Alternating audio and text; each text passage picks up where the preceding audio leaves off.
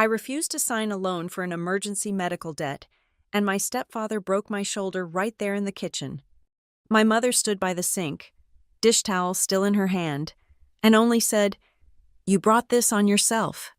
That night I dragged myself to my half-brother's house, and the next morning, the insurer called me, saying, "We think your name was exploited in a previous claim." If I stayed silent, I'd pay both the bill and with my dignity. If I spoke up, I'd ignite something they couldn't extinguish. My name is Mara Whitfield, and this is the story of how I fought back. The fluorescent light above our kitchen table flickered as I set down my work bag. Exhausted after a 10-hour shift debugging server crashes at Northline Systems, Miller's Ford. North Carolina never got properly cold in winter, but that December evening carried a bone-deep chill that seeped through the poorly insulated walls of my mother's house. "Mara, good, you're home," my stepfather Ron said from his spot at the table. Papers spread before him like a minefield. His thick fingers drummed against the wood, a tell I'd learned meant trouble over the 12 years since he'd married my mother. "Long day," I said, opening the refrigerator and pretending to study its sparse contents. A carton of milk 3 days past expiration, leftover Chinese takeout, and Ron's beer, always Ron's beer. "Sit down," he commanded. Not asked, commanded. My mother Lila emerged from the hallway, her graying hair pulled back in the same style she'd worn since I was 15. She wouldn't meet my eyes. Another tell. "Ron needs his surgery," she said, voice flat. "The blocked arteries. Doctor says it can't wait past next month." I knew about the surgery. Ron had been complaining about his chest pains for months, usually right before asking me to cover just this month's utility bill or float him gas money. Self-employed contractors, he claimed, had irregular income. The empty beer cans suggested where the regular income went. "The hospital needs a cosigner." Ron pushed a stack of papers toward me. "For the payment plan, and I need you to sign this equity line on the house, just temporary, to cover the down payment." I scanned the documents, $30,000 home equity line, my name as primary borrower, then beneath it, paperwork for a car loan, $25,000. A car loan. I kept my voice level. "For surgery." "Medical transport," Ron said quickly. "For the recovery period. Can't use my truck if I'm laid up." The lie sat between us like a dead animal. I'd overheard him on the phone last week talking about a Silverado at the dealership, arguing about trade-in value. "I'm not signing these," I said. The kitchen went silent except for the refrigerator's hum. Lila's hands tightened on the back of a chair. "Excuse me," Ron stood slowly, all 6'3" and 240 pounds of him. "I said I'm not signing. If you need surgery, your insurance—" "Insurance doesn't cover everything," he cut me off. "Deductibles, co-pays, time off work. Then we figure out another way. I'm not putting my name on $55,000 in debt for—" The first blow caught me off guard. Not a fist, Ron was smarter than that. He grabbed my shoulder and slammed me sideways into the wall. My shoulder hit the corner where the counter met the wall, and I heard something crack that wasn't the drywall. Pain exploded through my left side. I slid down to the floor, cradling my arm. Through the haze, I saw my mother standing in the same spot, dish towel in hand. "Sign the papers, Mara," she said quietly. "Don't be selfish. He needs this surgery." "Mom!" The word came out strangled. Black spots danced at the edges of my vision. "You have good credit. A steady job? We're family." She finally looked at me then, and her eyes were as cold as the December night. "You brought this on yourself. Ron, get her purse. Her ID is in there." Ron moved toward my work bag, and something primal kicked in. Using my good arm, I pushed myself up and stumbled toward the back door. My mother made no move to help or stop me. "You walk out that door. Don't bother coming back," Ron called after me. I fumbled with the handle, finally wrenching it open. The last thing I saw before stumbling into the night was my mother calmly folding the dish towel and placing it on the counter. 3 blocks. That's how far I made it before collapsing on Jonah's porch. My half-brother must have heard me fall because the door opened before I could knock. We shared a mother, but not much else. Jonah had gotten out early. Joined the Marines. came back with skills and a spine Lila couldn't bend. Jesus, Mara. He didn't ask what happened. The way I held my shoulder told enough. Hospital, now. Pine Ridge Regional smelled like antiseptic and floor wax. The triage nurse took one look at my shoulder already swelling. Purple bruises blooming like toxic flowers and fast-tracked me to radiology. Separated shoulder. The doctor confirmed. Minor fracture of the clavicle. They'd need to immobilize it. How did this happen? Dr. Singh asked gently while fitting me with a sling. My stepfather, I said. Jonah's hand tightened on my good shoulder. He wanted me to sign loan documents. I refused. He slammed me into a wall. Dr. Singh exchanged glances with the nurse. We need to document this. Take photographs. Would you like us to contact the police? Already planning on it, Jonah said before I could answer. The financial services representative came while they were wrapping my ribs, clipboard in hand. She started the insurance verification process. I gave her my Hearthline mutual member ID, watched her type it into her tablet. Her brow furrowed. Ms. Whitfield, I'm showing an alert on your account. An alert. It says here there was a claim filed last year for a spinal surgery, L4-L5 fusion, at... She squinted at the screen. Greaves Medical Associates. The mailing address for the EOB is listed as 487 Pinewood Drive. My mother's address. My blood ran cold. I've never had spinal surgery, I said slowly. I've never even heard of Greaves Medical Associates. The representative's expression shifted to something more serious. Ms. Whitfield, I think we need to get our fraud department involved. This might be a case of medical identity theft. The next morning, I sat in the Bryan County Sheriff's Office with Jonah. Ice pack pressed to my shoulder despite the sling. Detective Caroline Moss looked like she'd seen too much of Miller's Ford's darker side tired eyes, coffee-stained desk, but sharp attention to detail. Walk me through last night again, she said. Digital recorder between us. I did. Starting with Ron's demands and ending with my mother's cold dismissal. Detective Moss took notes, asked about prior incidents, patterns of behavior. Had Ron been violent before threatened controlled finances? He's always been manipulative, I admitted. But this was the first time he got physical. And your mother witnessed the assault. She told me I brought it on myself. Detective Moss's pen stilled. She said those exact words. Yes. We'll need the hospital records, photographs. You'll need to file a protective order, too. She slid a packet of forms across the desk. But Mara, I need you to understand something. Domestic violence cases with uncooperative witnesses and your mother will be uncooperative, they're hard to prosecute. What about the medical identity theft? Jonah interjected. That's federal, isn't it? If someone used her information for fraudulent insurance claims, yes, but that's a separate investigation. You'll need to file with the insurance company, possibly the FBI if it crosses state lines. I thought of that alert on my account, the mysterious spinal surgery I'd never had.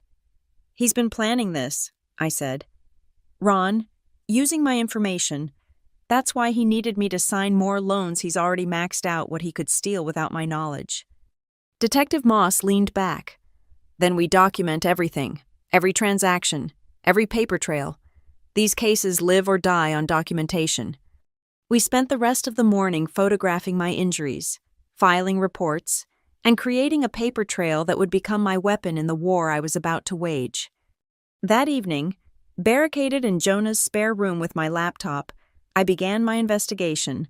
First stop, Hearthline Mutual's customer portal.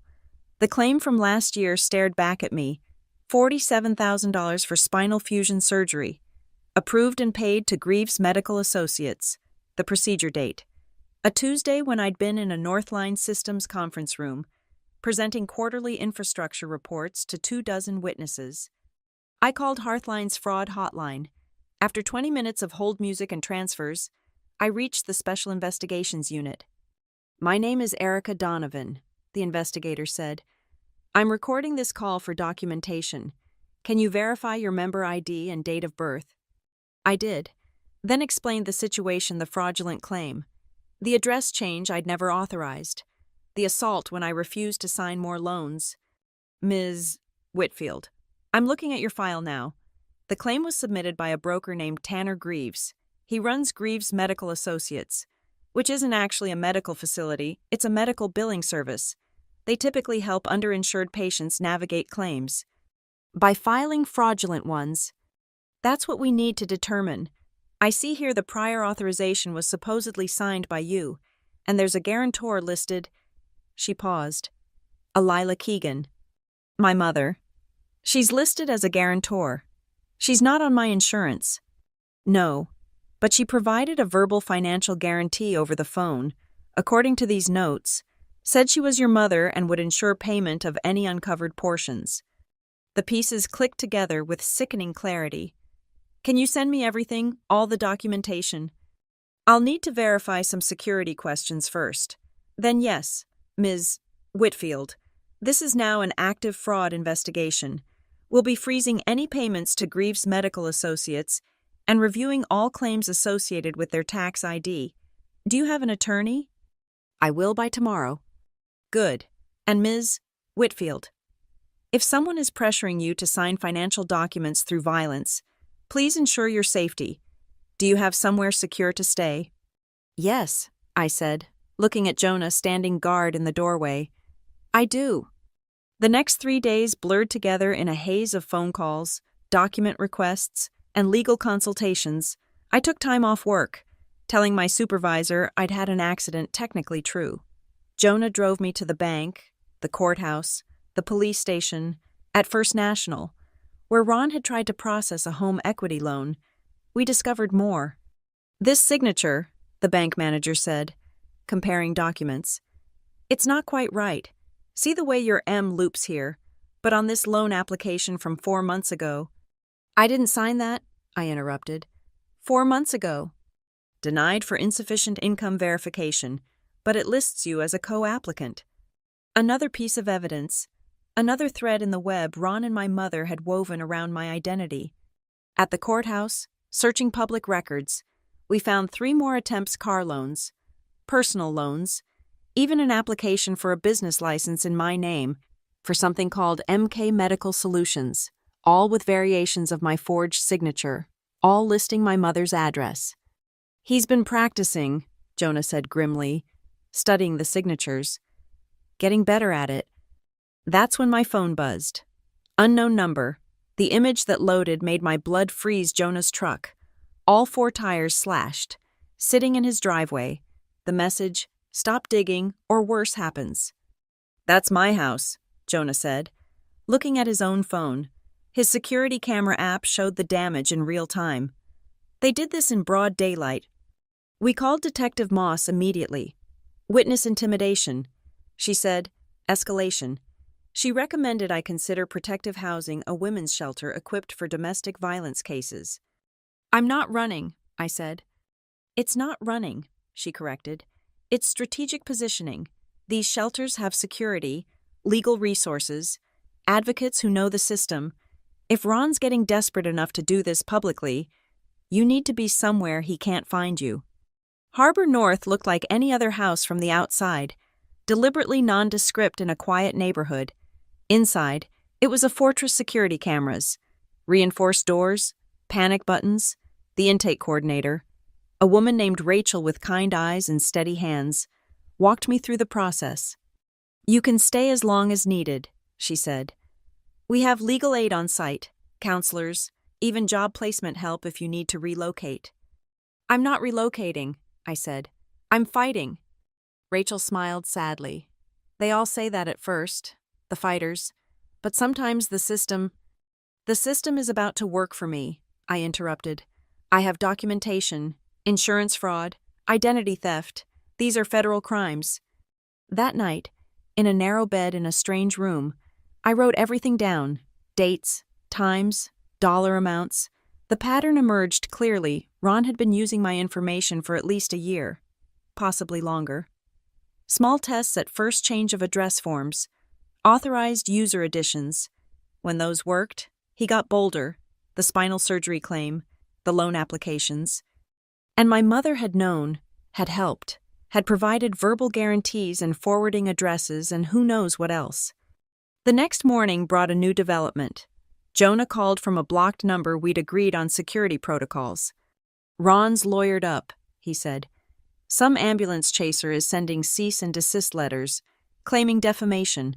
Says you're making false accusations to avoid family financial obligations." "Let him," I said.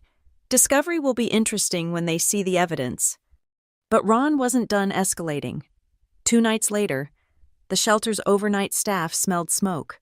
Someone had lit a pile of rags near the back entrance, not enough to cause real damage, but enough to send a message. The security cameras caught a figure in dark clothing, face obscured, but the build looked familiar.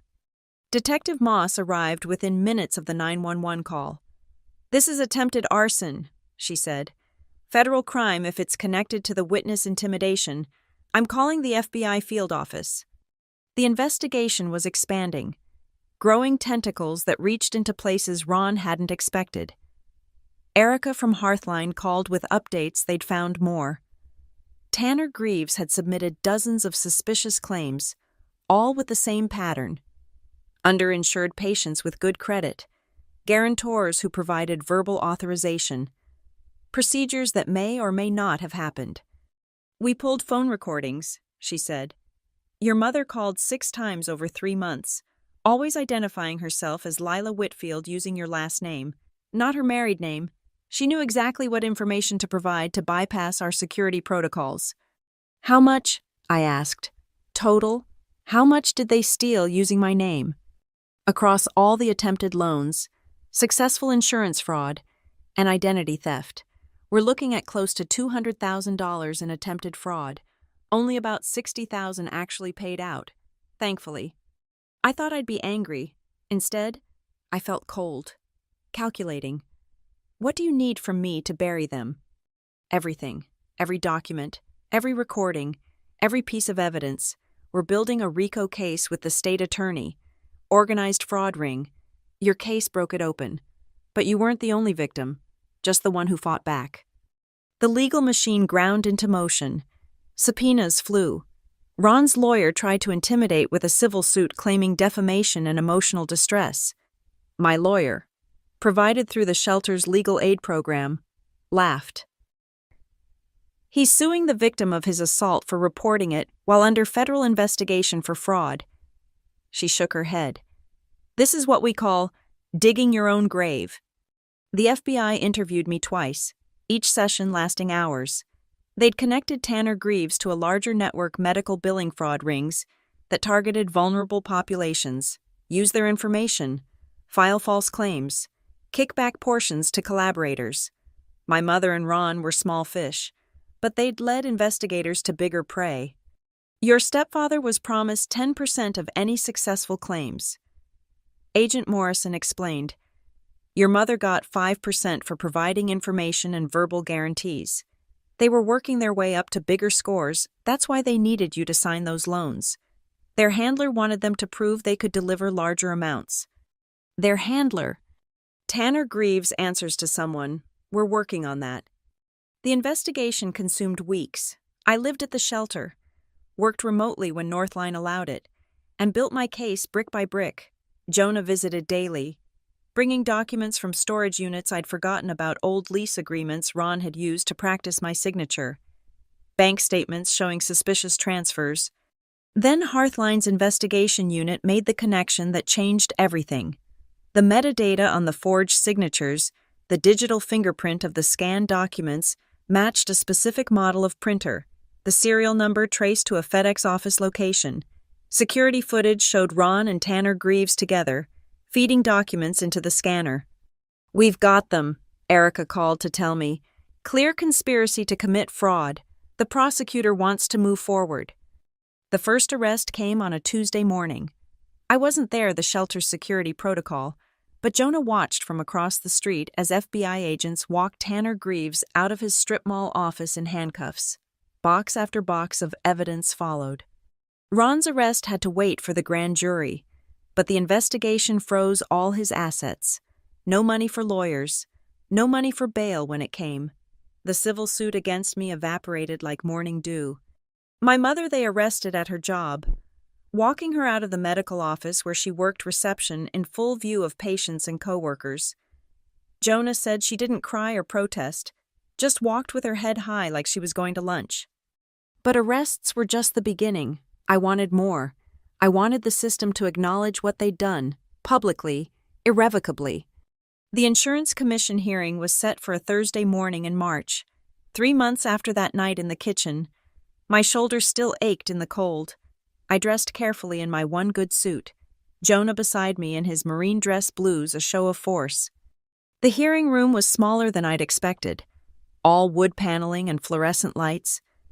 Ron sat at a table with his public defender, orange jumpsuit replacing his usual contractor's clothes. My mother sat separately, represented by another overworked attorney. Tanner Greaves had pled out, turning state's evidence for a reduced sentence. Hearthline's legal team came armed with bankers' boxes of evidence. The state prosecutor, a woman named Dana Chen, who looked like she ate defense attorneys for breakfast, laid it out methodically. The false claims, the forged signatures, the wire fraud because yes, using phone lines to provide false insurance information counted as wire fraud. The conspiracy charges that linked it all together. This wasn't desperation, Chen told the commissioners. This was a deliberate, organized attempt to defraud both insurance companies and lending institutions using Ms. Whitfield's identity. When she refused to participate willingly, Ronald Keegan resorted to violence. My turn to testify came after lunch. I'd prepared for this moment, practiced my words, but sitting in that chair, microphone in front of me, I forgot the script. My mother stood there, I said, voice carrying in the quiet room. Watched him hurt me, told me I brought it on myself for not signing, for not letting them steal more than they already had. She chose him and his debts over her daughter's safety. That's what I need this commission to understand. This wasn't just fraud. It was betrayal by the people who were supposed to protect me. The defense tried to paint me as ungrateful, selfish, unwilling to help family in need. They brought up Ron's legitimate heart condition. He did need surgery. Eventually, my mother's attorney claimed she was manipulated, just trying to help her husband get medical care. But the evidence was overwhelming. Phone recordings of my mother coaching Tanner on what to say, text messages planning which loans to apply for next, the practice signatures, getting better over time, showing clear intent to deceive. Hearthline's representative delivered their verdict first. Based on our investigation, Hearthline Mutual has made the following determinations, all claims filed by or through Greaves Medical Associates, involving Ms. Mara Whitfield are fraudulent. We are denying all outstanding claims, initiating clawback procedures for the $60,000 already paid out, and clearing Ms. Whitfield's account of any financial obligation. Furthermore, we are issuing a formal letter confirming she was a victim of identity theft, suitable for credit restoration purposes.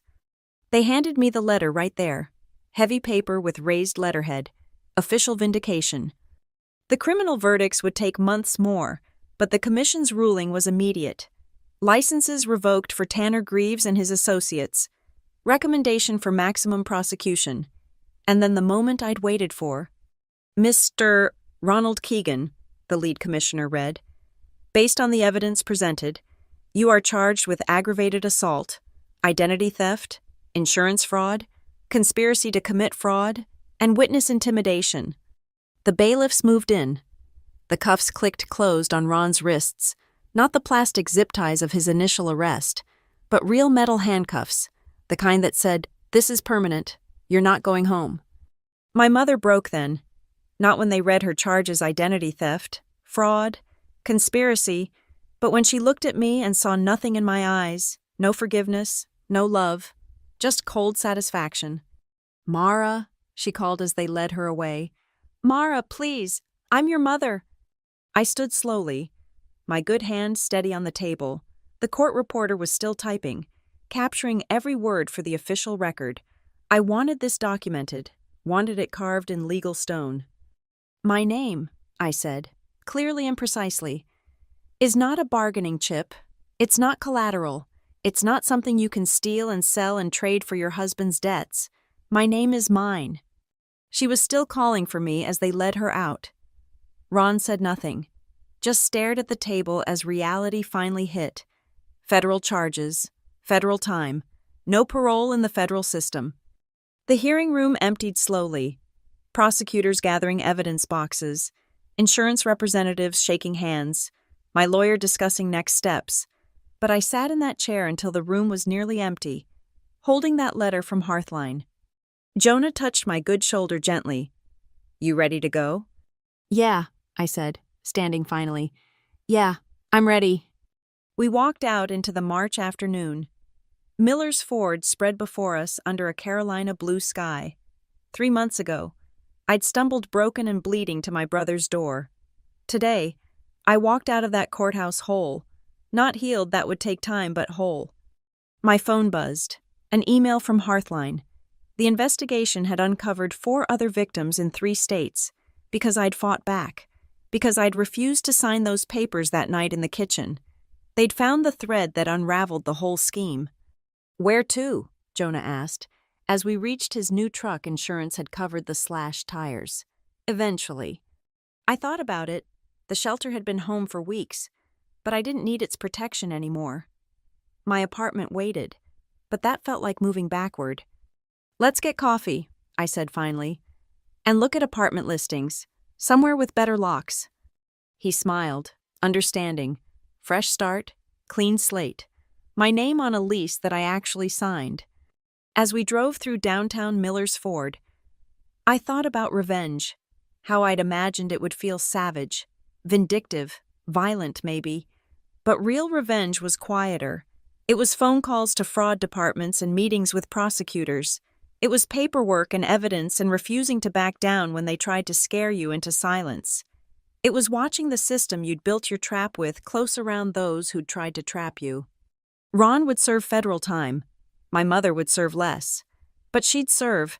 Their house, the one they'd tried to leverage against my name, would be seized for restitution. Tanner Greaves would flip on his handlers, and the investigation would roll upward like a tide. And me, I'd go back to work at Northline Systems, pay my rent, rebuild my credit, live my life with my name clean and clear and entirely my own. The coffee shop was crowded with the afternoon rush. Normal people living normal lives, unaware of the small war that had just concluded in their town's courthouse. As Jonah ordered our drinks, I pulled out my phone and deleted my mother's number, then Ron's, then the lawyers and the detectives and everyone else connected to the last 3 months. Clean slate, fresh start. My phone buzzed again, another email from Hearthline, a settlement offer they wanted to compensate me for the trauma and time lost. Victim restitution fund, they called it. I'd review it with my lawyer. But the number they suggested would more than cover a security deposit on a better apartment. Maybe one in Jonah's neighborhood, somewhere with good locks and nosy neighbors, and no memories of that night in the kitchen. "Here," Jonah said, handing me my coffee. "To victory." "To surviving," I corrected, and we touched paper cups in the middle of that crowded cafe. The March sun was setting as we left, painting Miller's Ford in shades of gold and orange. Somewhere in the county jail, Ron and my mother were learning what their new lives would look like. Somewhere in a federal facility, Tanner Greaves was giving up names and addresses and bank accounts. But here, now, I was just Mara Whitfield, software engineer, survivor, owner of my own name. The settlement paperwork could wait until tomorrow. The apartment hunting could wait. Even the trauma counseling the shelter recommended could wait. Tonight, I just wanted to sit on Jonah's porch and watch the sunset on the first day of my life, where no one could use my name as currency. My phone rang the shelter checking in. Yes, I was safe. Yes, I had plans for housing. Yes, I'd be at the support group meeting next week. They worried about the fighters. Rachel had said, the ones who thought the system would save them. But I hadn't expected the system to save me. I'd used the system to save myself. Every form filed, every statement given, every piece of evidence submitted that was me saving myself. The system was just the weapon I'd chosen. "You good?" Jonah asked as I ended the call. "Getting there," I said. And I was getting there one document at a time, one hearing at a time, one small victory at a time. The revenge was complete not in blood or violence, but in paperwork and prosecution, in the quiet click of handcuffs and the rustle of federal indictments, in a letter from an insurance company that said, officially and finally, that my name was my own. The stars were coming out over Miller's Ford, bright in the clear March sky. Tomorrow would bring more calls, more paperwork, more steps in rebuilding a life they'd tried to steal. But tonight, I sat on my brother's porch with good coffee and better company, and for the first time in months, I breathed easy. My name is Mara Whitfield. I am not collateral. I am not a bargaining chip. I am not a signature on someone else's debt. I am free. Thank you for listening to my story. I'd love to know where you're hearing this. Drop a comment below and let me know what platform brought you here. Let's connect and share our thoughts on standing up against those who try to steal more than just money. If this story resonated with you, please subscribe to the channel, hit that like button, and don't forget to click the hype button to help more people discover this video. Your support means everything.